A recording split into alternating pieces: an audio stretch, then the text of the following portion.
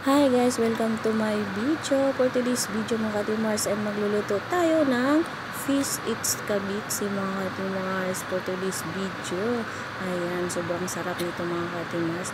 Ay, galing po ito sa Pilipinas. Yung kasama ko kasi ay umuwi galing sa Pinas mga katimars. Nagbakasyon siya doon at nagdala mga katimars. Ito yung pasalubong niya sa akin. Kaya ayan, siyempre sarapin natin mga katimars yung pasalubong na binigay sa atin ng kasama natin. Ayan, so natin gawin mga katimars, prituhin muna natin yung ating daing. Pagkatapos niyan ay magprito tayo ng kamatis. Talagang minsan lang kami kumakain ng ganitong pagkain mga katimars kasi nga bawal nga dito yung amoy.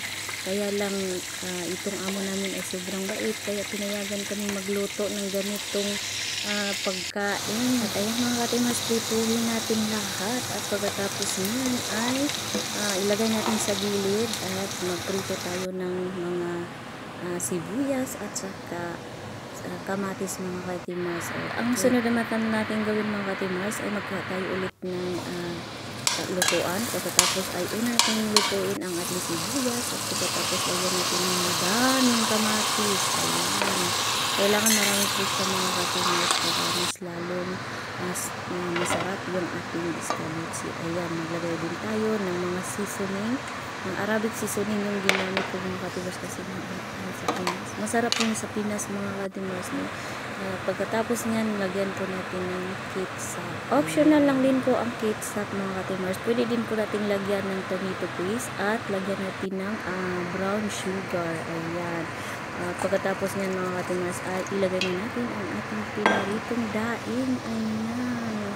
Takpan lang po natin yan ng 10 minuto mga katimars para yung daing natin ay lumambot. Ayan.